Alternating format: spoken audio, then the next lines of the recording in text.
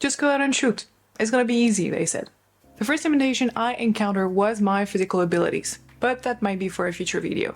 The second limitation I faced was photography technical knowledge, often leading me to realize once home that the shots that I got were either blurry, overexposed, or just with a poor composition. And the third limitation that I experienced was creative freedom, where more and more I couldn't get everything I wanted in the frame at the same time. This is around the time when starting compositing became more than just a thought, but rather a burning desire.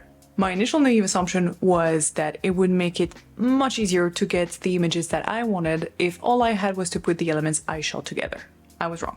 Since I wanted my images to look close to reality, that required me to shoot my elements at certain hours, angles, and scales. And so this is when my creative process started taking shape to become what it is today. In this video, I will share with you this process in detail using as supporting example my image origin.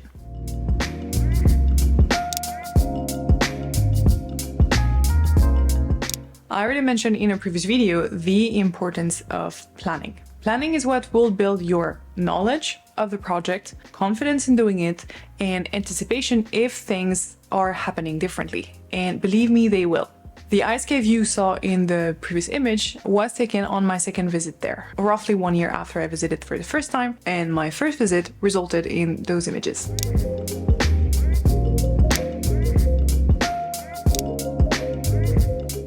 Note that although they are composites, apart from the third one, which is a single shot, the only thing that was composited here is the sky. The rest looks exactly the same in the raw files. When I went back, I was expecting to still see all the tunnels and the shapes in the ice I witnessed there the first time. But because the cave had melted so much, it was just 3 tunnels left. Believe me, it still looked cool, but since I was comparing it to the year prior, it didn't look as nice. Planning and research are what allow me to anticipate and create something different instead, while still keeping the vision I initially had. I plan all my hikes. Every information I can find about the location I want to shoot goes into a document, which includes where to start the hike, hiking routes, best time of the day to shoot, stars visibility, which includes moon phase, Milky Way alignment, light pollution, camera equipment needed, elements to shoot in composition, and image examples if I could find some. I do this for every image I want to bring to life. It might look like a lengthy process, and it is, but the amount of time I gained and the number of shots I didn't miss because of it makes it worth it. By the way, if you want to benefit from all the information that I compile for my images, I created a digital guide with 14 of the best locations I went to in Switzerland. You can find out more in the description down below. Time to put everything into practice. Since I am heavily dependent on weather conditions and I need to make sure I go when it's the clearest, I mark in my calendar the potential windows I might get throughout the year. In summer, for example, some locations require me to wait until late July to access them, but still go there before mid-September because otherwise the Milky Way core won't be visible after that. Now add to this the days around new moon phases to ensure visibility of the stars, and you roughly get 2 to 3 windows maximum per year. And out of those 2 to 3 potential options, the weather will decide for you if you should go or not. For Origin, we had a 2-day window end of December 2022. Since I was also going to shoot my short film, which you can also find in the description down below, I had a full team with me that time with a mountain guide, 2 videographers, and a helicopter pilot to drop us there with all the equipment that we had. Everyone knew in advance we had to be flexible on the dates, to go when it would be the absolute best conditions.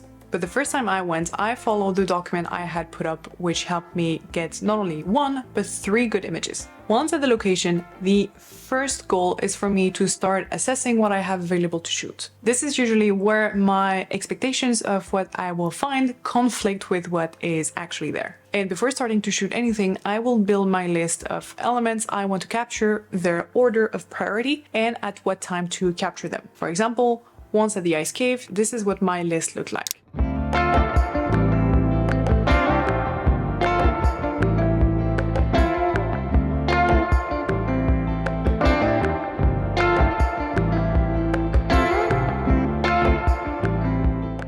I'm quite used to following those intense shooting schedules now, but I admit this one was really the most demanding I have done because not only were we recording the film at the same time, so I had to focus on both the image and the film, but I also was not going to spend the full night there and take advantage of the sunrise, which is something that I usually do. And here comes my favorite part. What I consider to be the creative part here is the step in the process where everything comes to life. It is as fun as it is delicate. Just like if you were sculpting in stone, you start with a rough shape and then little by little you carve the details of what composes the final piece. Usually I won't start editing right away when I get back home, because part of me knows that the moment I start, I will be pouring so much energy and focus for so many hours that I want to make sure I am fully rested before diving into it. But once I am, there is no way for me to stop until I get to a first draft, which I will then let aside and sleep over to rest my eyes, because after several hours on the computer, you might start getting the colors wrong, for example. For Origin, the process looked like this: putting the image in Lightroom, stitching the panorama, basic adjustments, transferring elements to Photoshop, roughly piecing them together, editing each element individually and slowly harmonizing them, transfer the final image back to Lightroom, and finish off the details. Here you can have a good idea of the before-after.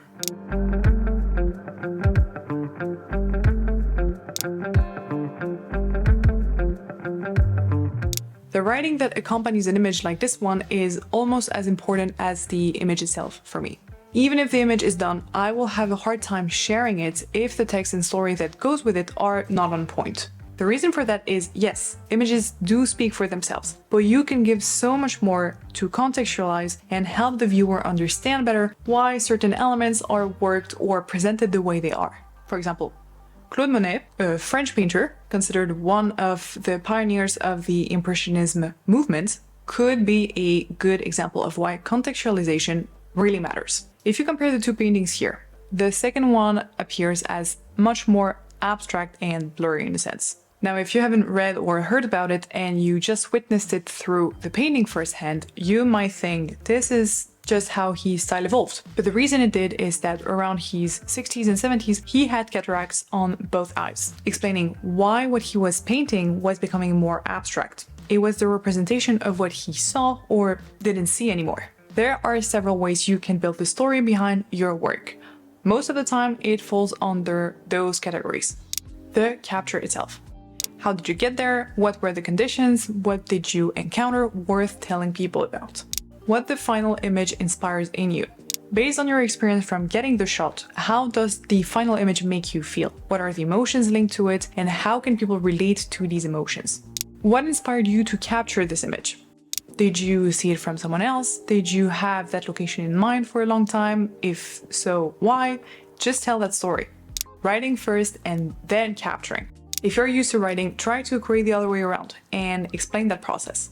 Like everything, it's only a matter of practice. The more you do it, the more you find what works for you, and the more you become efficient at it. Over time, you'll find that sweet spot between what makes you gain time while still allowing for creativity to happen. That's it for today. If you watched that far, thank you for your time. Like, comment, subscribe if you enjoyed, and see you in the next one.